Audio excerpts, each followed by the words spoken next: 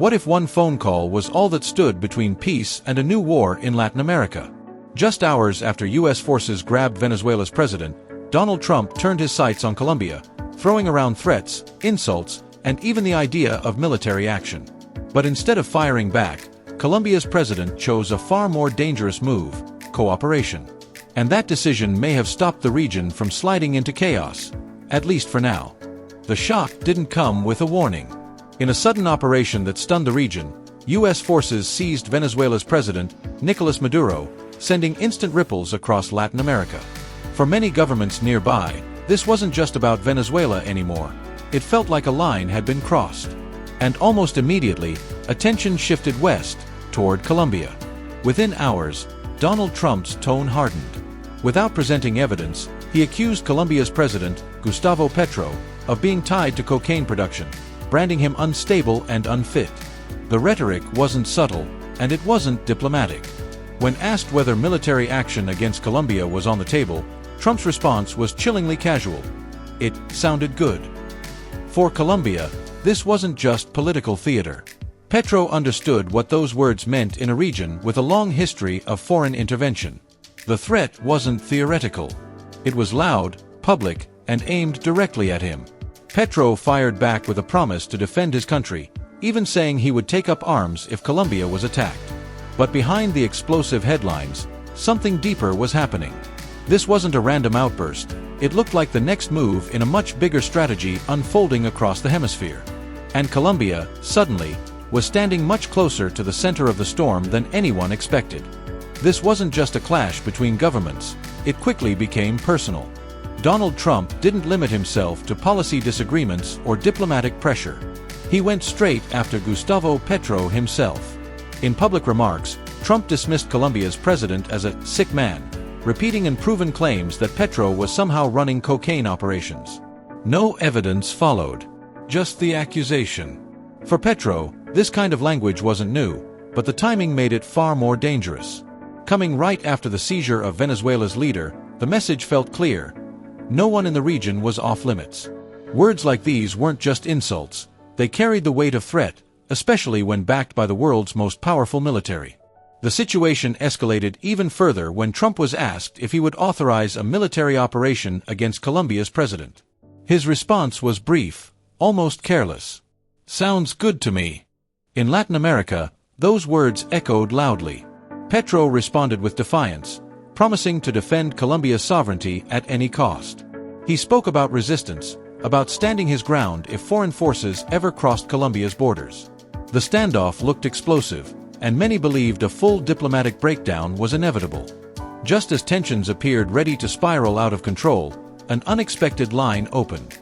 Gustavo Petro and Donald Trump spoke directly, a phone call that hadn't existed before, and one Petro later described as a turning point. For the first time, messages weren't being filtered through political rivals, ideological opponents, or unofficial channels.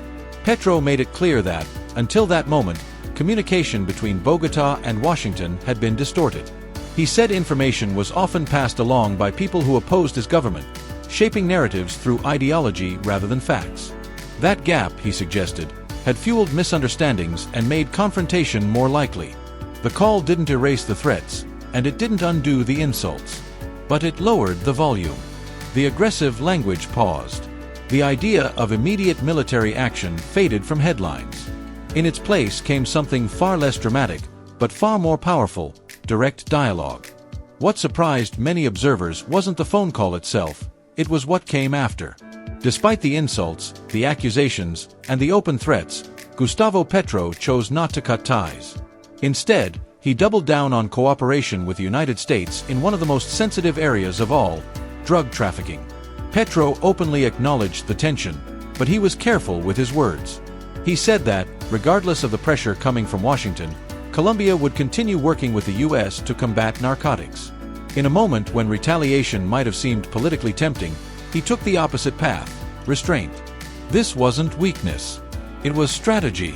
Colombia's role in regional security gives it leverage, but also responsibility. Petro understood that walking away completely could isolate his country and hand Washington an excuse to escalate.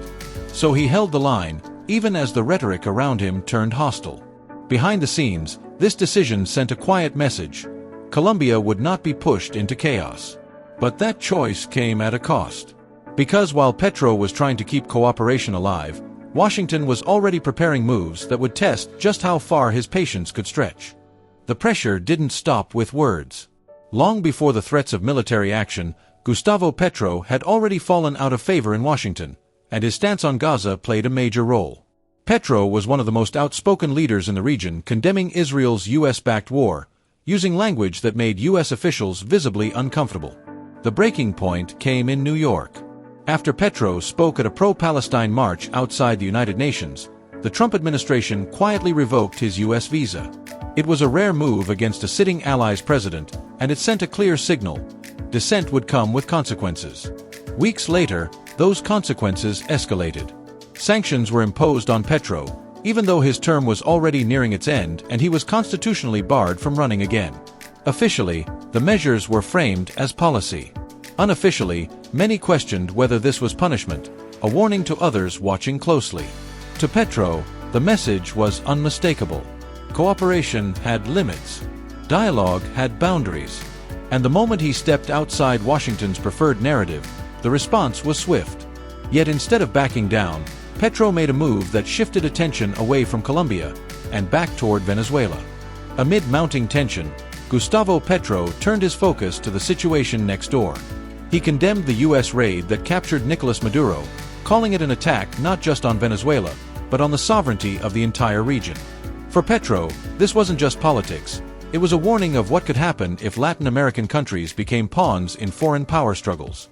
Petro warned that Venezuela risked sliding into violence without Maduro, and that chaos could spill across the border into Colombia. He proposed a controversial solution: a shared government through dialogue among all political forces in Venezuela, with clear steps toward elections. Rather than responding with force, he was advocating negotiation, compromise, and inclusion. Behind closed doors, Petro had conversations with Venezuela's interim leader, Delcy Rodriguez. He sensed her worry about the country's future and about the divisions growing among Maduro's former allies. Some factions accused her of betrayal, a narrative that threatened to fracture the fragile unity needed to stabilize the nation. Petro's proposal was bold. It positioned him as a regional stabilizer, someone trying to steer a neighboring country away from disaster, all while under the shadow of U.S. threats and sanctions. But while he called for dialogue, the cracks in Venezuela's political landscape were already widening, hinting at a potential storm that could reach far beyond its borders. Venezuela's turmoil was already spilling across borders, and Colombia felt the first tremors. Thousands of refugees, already displaced by years of crisis, were streaming into Colombia, straining resources and testing social stability. Petro knew the stakes were high. Any misstep could ignite unrest at home while his country stood on the front lines of a regional crisis. Inside Venezuela, divisions were widening.